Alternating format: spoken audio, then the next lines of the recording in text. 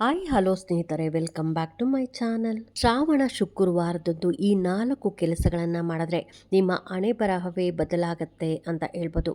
ಅದರಲ್ಲೂ ನಾವು ಏಲಕ್ಕಿಯನ್ನು ಉಪಯೋಗಿಸ್ಕೊಂಡು ಈ ಪರಿಹಾರವನ್ನು ಮಾಡೋದ್ರಿಂದ ಉದ್ಯೋಗದಲ್ಲಿ ಪ್ರಗತಿ ಆಗ್ಬೋದು, ಹಣದ ಲಾಭವನ್ನು ಪಡೆದುಕೊಳ್ತೀರಿ. ಇನ್ನು ಯಾರೆಲ್ಲ ಮದುವೆಯಲ್ಲಿ ವಿಳಂಬ ಆಗ್ತಾ ಇದೆ ಅನ್ನೋರು ಕೂಡ ನೀವು ಏಲಕ್ಕಿಯ ಪರಿಹಾರವನ್ನು ಮಾಡ್ಕೊಬೋದು. ಇನ್ನು ಕೆಲಸದಲ್ಲಿ ತುಂಬಾ ಅಡೆತಡೆಗಳು ಹೆಚ್ಚಾಗಿದೆ ಅನ್ನೋರು ಕೂಡ ನಾನು ಹೇಳುವಂಥ ಈ ಪರಿಹಾರವನ್ನು ಮಾಡೋದ್ರಿಂದ ನಿಮ್ಮ ಹಣೆ ಬರಹವೇ ಬದಲಾಗತ್ತೆ ಅಂತ ಹೇಳ್ಬೋದು. ಹಾಗಾಗಿ ನಮಗೆ ನಾಡಿದ್ದ ಶ್ರಾವಣ ಶುಕ್ರವಾರ ಅಂದರೆ ಸಂಪತ್ತಿನ ಶುಕ್ರವಾರ ಬರ್ತಾ ಇದೆ.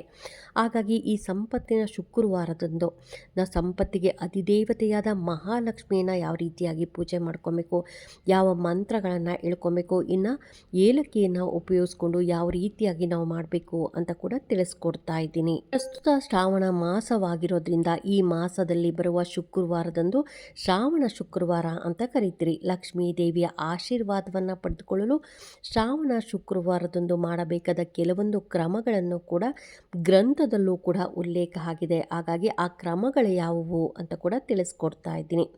ಇನ್ನು ಸಂಪತ್ತಿನ ಅಧಿದೇವತೆಯಾದ ಲಕ್ಷ್ಮೀ ದೇವಿಯನ್ನು ಸಂತೋಷ ಪಡೆಸಲು ಆ ದಿನಗಳು ನಾವು ವಿಭಿನ್ನವಾಗಿರುವಂಥ ಶ್ರಾವಣ ಶುಕ್ರವಾರದಂದು ಶಿವಶಂಭುವಿನಿಂದ ಲಕ್ಷ್ಮೀ ದೇವಿಯ ಆರಾಧನೆಯು ತುಂಬಾ ಪ್ರಯೋಜನಕಾರಿ ಅಂತ ಹೇಳ್ಬೋದು. ಹಾಗಾಗಿ ಶುಕ್ರವಾರವನ್ನು ಶುಕ್ರನ ದಿನ ಅಂತ ಕೂಡ ಪರಿಗಣಿಸಲಾಗುತ್ತೆ.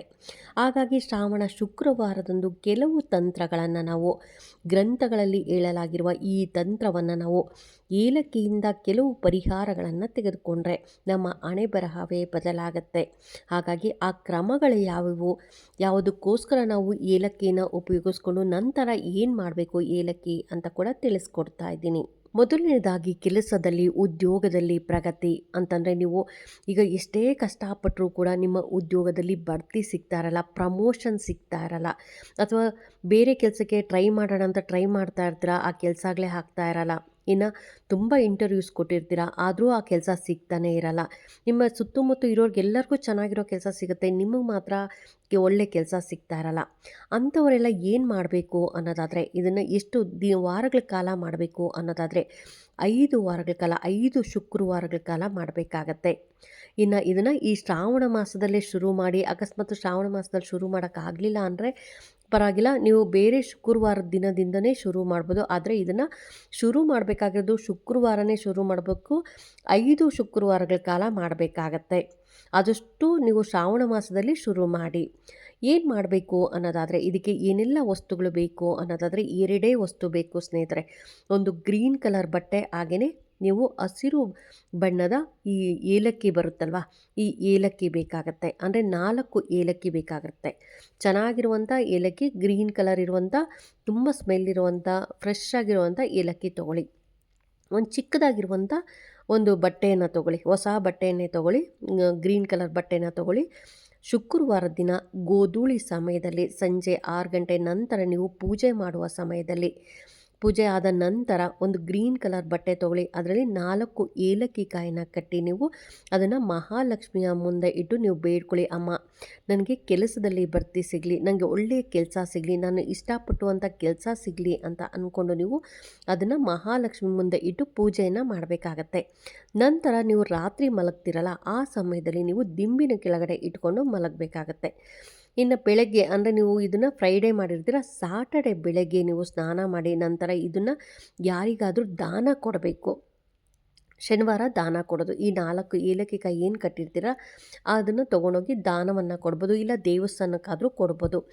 ಈ ರೀತಿಯಾಗಿ ನೀವು ನಿರಂತರವಾಗಿ 5 ಶುಕ್ರವಾರಗಳ ಕಾಲ ಮಾಡೋದ್ರಿಂದ ನಿಮ್ಮ ಉದ್ಯೋಗದಲ್ಲಿ ಬಡ್ತಿ ಸಿಗುವಂಥ ಅವಕಾಶಗಳು, ಅಥವಾ ನನಗೆ ತುಂಬ ಇಷ್ಟಪಡ್ತಾ ಇದ್ದೀನಿ ಈ ಕೆಲಸ ಅನ್ನೋರು ಅಂತಹ ಕೆಲಸಗಳು ಸಿಗೋದಕ್ಕೆ ನಿಮಗೆ ಶುರು ಆಗುತ್ತೆ ಅಂತಲೇ ಹೇಳ್ಬೋದು. ಯಾವುದೇ ಕಾರಣಕ್ಕೂ 5 ವಾರಗಳ ಕಾಲ ನೀವು ನಿರಂತರವಾಗಿ ಮಾಡಬೇಕಾಗತ್ತೆ.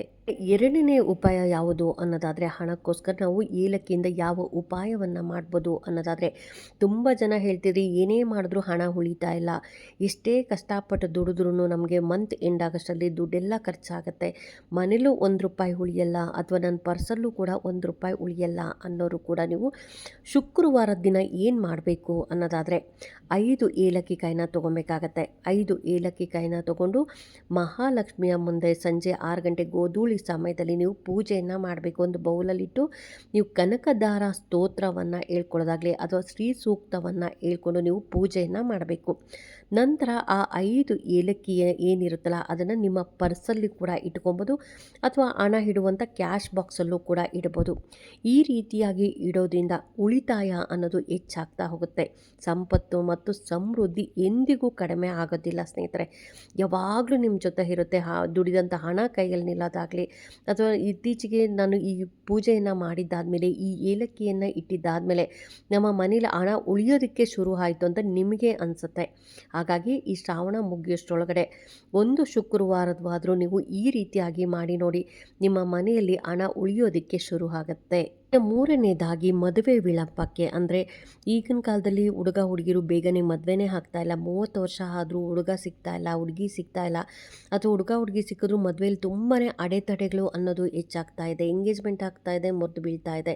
ಇನ್ನು ಮದುವೆ ತನಕ ಹೋಗಿ ಮದುವೆ ಕ್ಯಾನ್ಸಲ್ ಆಗ್ತಾ ಇದೆ ಅನ್ನೋರು ಕೂಡ ನೀವು ಯಾವ ರೀತಿಯಾಗಿ ಏನು ಮಾಡ್ಕೊಬೇಕು ಅನ್ನೋದಾದರೆ, ಶ್ರಾವಣ ಶುಕ್ಲ ಪಕ್ಷದ ಶುಕ್ರವಾರದಂದು ನೀವು ಭೋಲೆನಾಥನ ದೇವಸ್ಥಾನದಲ್ಲಿರುವ ಶಿವಲಿಂಗಕ್ಕೆ ನೀರನ್ನು ಅರ್ಪಿಸಬೇಕು ಮತ್ತು 2 ಏಲಕ್ಕಿಗಳೊಂದಿಗೆ 5 ವಿಧದ ಸಿಹಿ ತಿಂಡಿಗಳನ್ನು ಅರ್ಪಿಸಬೇಕು ಮತ್ತು ಹಸುವಿನ ತುಪ್ಪದ ದೀಪವನ್ನು ಬೆಳಗಿಸಬೇಕು ಮತ್ತು ಶಿವ ಪಾರ್ವತಿಯ ಮುಂದೆ ಶಿವ ಚಾಲೀಸನ್ನು ಪಠಿಸಬೇಕು. ಇದರಿಂದ ನಿಮ್ಮ ದಾಂಪತ್ಯದಲ್ಲಿ ಬರುವಂಥ ಅಡೆತಡೆಗಳು ದೂರ ಆಗುತ್ತೆ. ಯಾರಾದರೂ ಮದುವೆ ಆಗಿ ನಮ್ಮ ಮಧ್ಯದಲ್ಲಿ ತುಂಬಾ ಭಿನ್ನಾಭಿಪ್ರಾಯಗಳು ಹೆಚ್ಚಾಗ್ತಾಯಿದೆ, ಅಡೆತಡೆಗಳು ಹೆಚ್ಚಾಗ್ತಾಯಿದೆ, ಅಥವಾ ಮದುವೆ ಕಂಕಣ ಬಲ ಕೂಡಿ ಬರ್ತಾ ಇಲ್ಲ ಅನ್ನೋರು ಕೂಡ ನೀವು ಈ ಶ್ರಾವಣ ಮಾಸದಲ್ಲಿ ಬರುವಂಥ ಶುಕ್ರವಾರದ ದಿನ ನೀವು ಭೋಲೆನಾಥನಿಗೆ ಈ ರೀತಿಯಾಗಿ, ಅಂದರೆ ಶಿವಲಿಂಗಕ್ಕೆ ನೀವು ನೀರನ್ನು ಅರ್ಪಿಸೋದಾಗಲಿ, 2 ಏಲಕ್ಕಿಗಳನ್ನು ಅರ್ಪಿಸೋದು, ಸಿಹಿ ತಿಂಡಿಗಳನ್ನು ಅರ್ಪಿಸೋದು, ಹಸುವಿನ ತುಪ್ಪದಿಂದ ದೀಪವನ್ನು ಬೆಳಗಿಸೋದು, ಶಿವ ಚಾಲೀಸನ್ನು ಪಠಿಸೋದ್ರಿಂದ ಮದುವೆಯಿಂದ ವಿಳಂಬ ದೂರ ಆಗುತ್ತೆ. ದಾಂಪತ್ಯ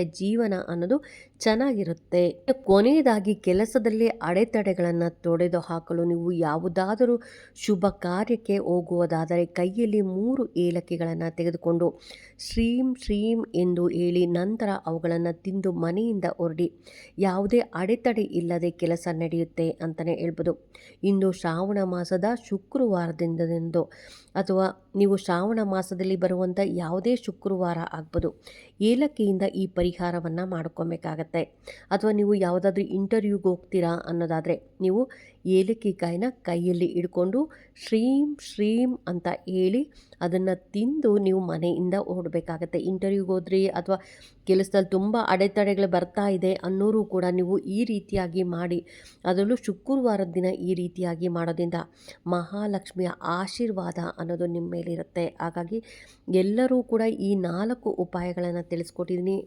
ಎಲ್ಲರೂ ಶುಕ್ರವಾರದ ದಿನ ಮಿಸ್ ಮಾಡಬೇಡಿ, ಎಲ್ಲರೂ ಮಾಡ್ಕೊಳ್ಳಿ ಅಂತ ಹೇಳ್ತಾ ಈ ವಿಡಿಯೋ ಹೇಗನ್ನಿಸ್ತು ಅಂತ ಕಾಮೆಂಟ್ ಸೆಕ್ಷನಲ್ಲಿ ಕಾಮೆಂಟ್ ಮಾಡಿ, ಲೈಕ್ ಮಾಡಿ, ಶೇರ್ ಮಾಡಿ. ಇನ್ನೂ ನನ್ನ ಚಾನಲ್ಗೆ ಯಾರೆಲ್ಲ ಸಬ್ಸ್ಕ್ರೈಬ್ ಮಾಡದೆ ಹಾಗೇ ನೋಡ್ತಾ ಇದ್ರಿ ಎಲ್ಲರೂ ಸಬ್ಸ್ಕ್ರೈಬ್ ಮಾಡ್ಕೊಳ್ಳಿ. ಪಕ್ಕದಲ್ಲಿರುವಂಥ ಬೆಲ್ ಐಕಾನ್ ಪ್ರೆಸ್ ಮಾಡೋದ್ರಿಂದ ನಾನು ಹಾಕೋ ವಿಡಿಯೋಗಳೆಲ್ಲ ಬೇಗ ಬಂದು ತಲುಪುತ್ತೆ. ಈ ವಿಡಿಯೋಗೆ ಒಂದು ಲೈಕ್ ಕೊಡೋದನ್ನು ಮಾತ್ರ ಮಿಸ್ ಮಾಡಬೇಡಿ, ಆದಷ್ಟು ಶೇರ್ ಮಾಡಿ ಅಂತ ಹೇಳ್ತಾ ಥ್ಯಾಂಕ್ ಯು.